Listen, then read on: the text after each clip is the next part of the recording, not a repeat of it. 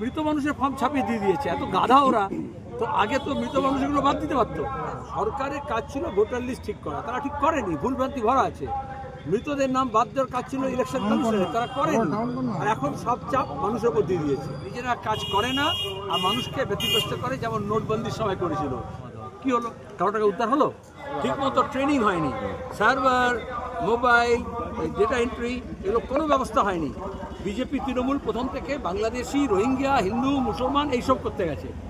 আমরা এই জন্যই সহায়তা কেন্দ্র বলেছিলাম এবং বিহারে বলেছিলাম অভিজ্ঞতা থেকে যে এত কম সময়ে যেহেতু ভোট ছিল তাড়াহুড়ো করতে গেছে, অনেক ভুলভ্রান্তি হয়েছে। সুপ্রিম কোর্টও বলেছে, বারবার সুপ্রিম কোর্টকে ওখানে গিয়ে ব্রেক কষাতে হয়েছে। আমরা এখানে বলেছিলাম যে তোমার সময় বাড়াও।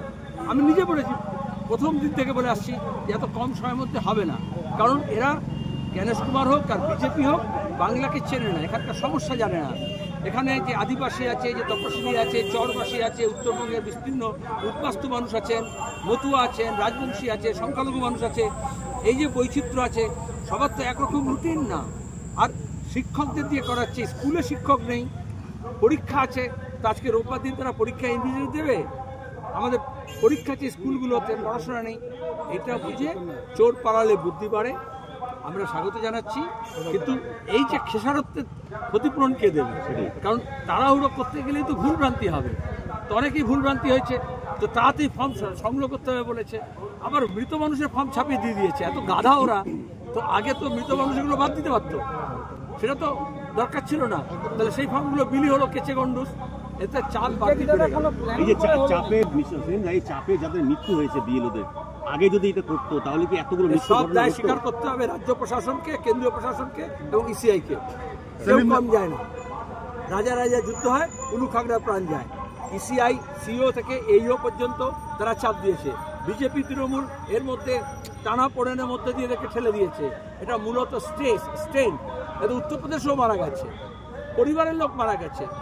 তাহলে সরকারের কাজ ছিল ভোটার লিস্ট ঠিক করা, তারা ঠিক করেনি, ভুলভ্রান্তি ভরা আছে। মৃতদের নাম বাদ দেওয়ার কাজ ছিল ইলেকশন কমিশনের, তারা করেনি।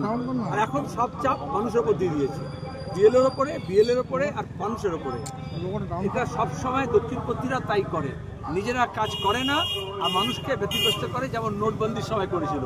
কালো টাকা উদ্ধার করলো না, মন্ত্রী খাটের তলা থেকে কালো টাকা পাওয়া গেল, আর অথচ মানুষকে বললো তোমাদের ব্যাংকে লাইন দিয়ে টাকা জমা দাও। কি হলো? কালো টাকা উদ্ধার হলো? প্রথমে কমিশনের হলফনামা দেওয়া কথা, কারণ কেন মৃত মানুষের ফর্ম ছেপেছে এবং বিলি করেছে, এটা তো বেআইনি। তুমি যদি মৃত মানুষের নামে যদি রেশন তোলো তাহলে সেটা বেআইনি হয়। তাহলে ইসিআই যদি ওই ফর্ম ফিল আপ করতে দিয়ে ছেপে দিয়েছে, তাহলে আগে কেন তথ্য জোগাড় করেনি?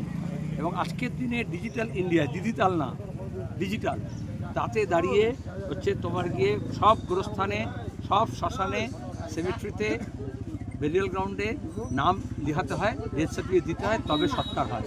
তাহলে সেই নাম্বারটা তো তারা ডেটাটা কালেক্ট করতে পারতো এবং আগে বাদ দিয়ে রাখতে পারতো। তাহলে বিজেপি, তৃণমূল, ইসিআই কেউ চায় না মৃত মানুষকে নামটা বাদ দেওয়া হোক। আর এই জন্য ভোটের আগে যেমন মন্দির মসজিদ বলে, উনি মোদি শ্মশান কি বাত হোক, কবরস্থান কি বাত হোক, কারণ ওদের মৃত মানুষকে নিয়ে কারবার, আর আমাদেরকে জীবন্ত মানুষকে নিয়ে কারবার। এই জন্য আমরা ভোটাধিকার রক্ষার জন্য যাত্রাও করছি আর সহায়তা কেন্দ্রও করেছি।